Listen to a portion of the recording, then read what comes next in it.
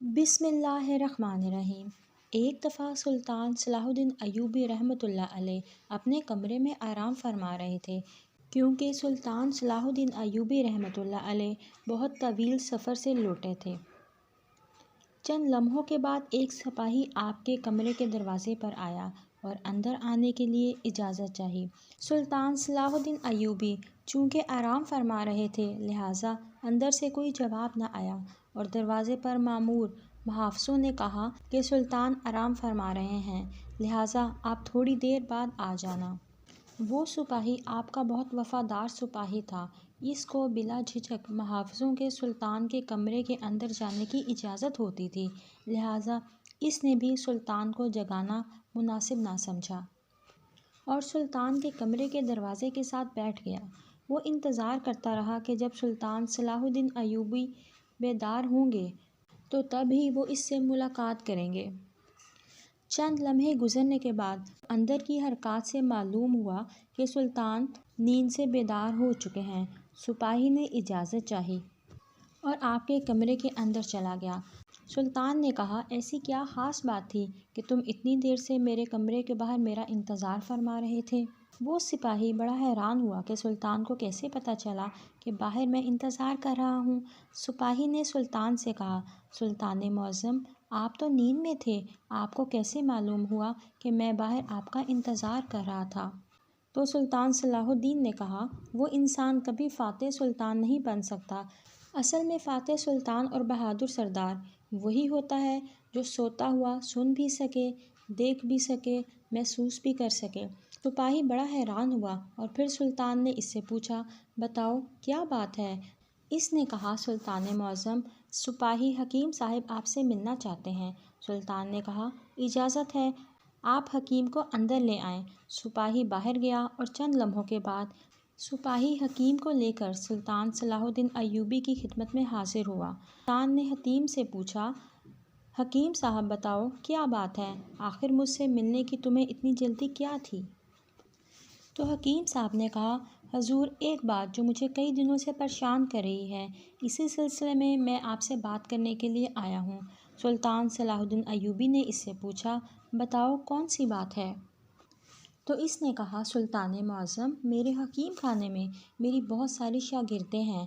ایک شاگرد جو کہ ایک خاتون ہے اور یہودی مذہب سے تعلق رکھتی ہے، لیکن اس نے اسلام کے بارے میں بہت کچھ پڑھا ہے اور اسلام کے بارے میں بہت کچھ سیکھا ہے، لیکن چند ایک سوال ہیں جس کی وجہ سے وہ ابھی مسلمان نہیں ہوئی۔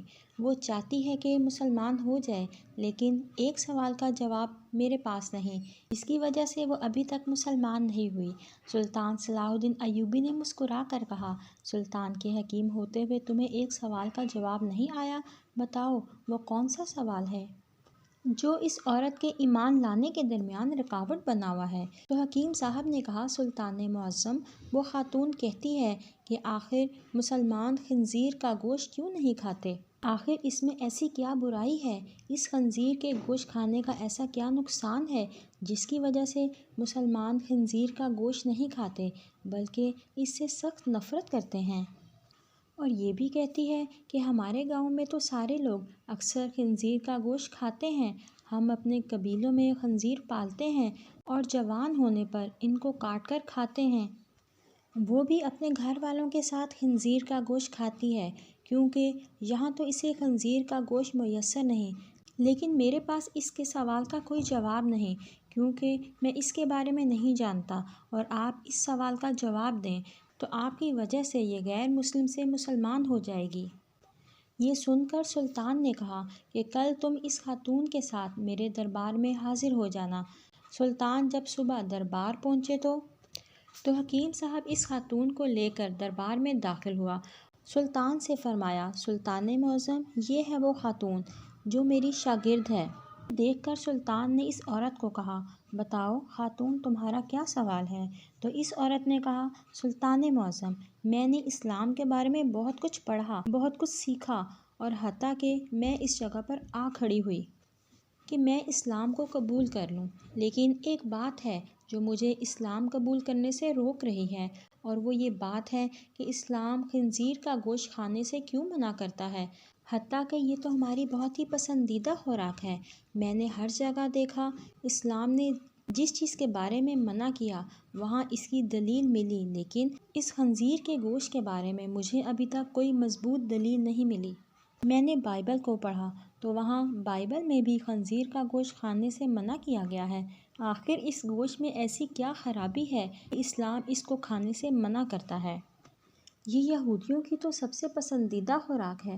یہ سن کر سلطان نے کہا، اللہ نے قرآن میں 3 جگہ پر خنزیر کا گوشت کھانے سے منع فرمایا۔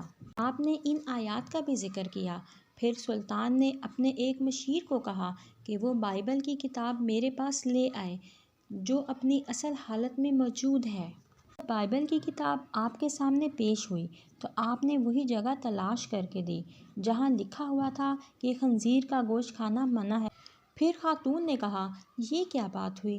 جو میرے پاس کتاب ہے اس میں تو واضح طور پر لکھا ہوا ہے کہ خنزیر کا گوشت کھانا منع نہیں۔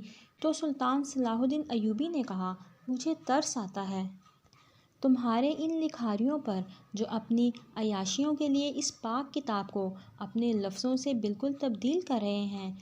یہ بائبل اپنی اصل حالت میں موجود نہیں ہے، یہ تمہارے اپنے لکھاریوں کی لکھی ہوئی کتاب ہے۔ سلطان نے فرمایا، یہ تو میں نے کتاب سے ثابت کر دیا کہ خنزیر کا گوشت کھانا منع ہے، پھر اب میں تمہیں سائنسی لحاظ سے معلوم کر کے دوں گا۔ پھر سلطان نے اس خاتون کو حکم دیا کہ خنزیر کا گوشت پکا کر کل صبح میرے دربار میں لے آنا۔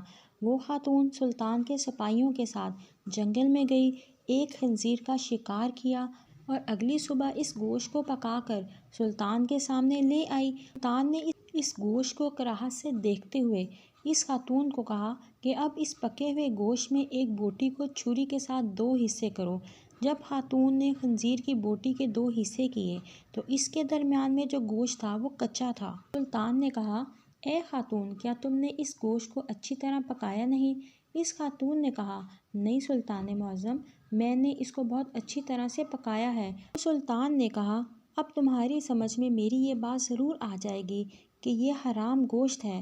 تم اس کو جتنی اچھی طرح پکا لو اور چاہے جتنی بھی آگ کی تپش دے دو، لیکن یہ پوری طرح سے پکتا نہیں بلکہ یہ درمیان میں کچا رہ جاتا ہے، اور جب یہ تمہارے پیٹ کے اندر جاتا ہے تو بہت ساری بیماریوں کا سبب بنتا ہے، اس لیے اسلام نے اس کو کھانے سے منع کر دیا۔ آپ خود ایک حکیم ہیں، آپ خود دیکھیں، جو چیز کچی آپ کے پیٹ کے اندر چلی جائے تو وہ کتنی خرابیاں پیدا کر سکتی ہے۔ پھر سلطان نے اس خاتون سے کہا کہ اب میں آپ کو خنزیر کے بارے میں کچھ اور بھی بتاتا ہوں۔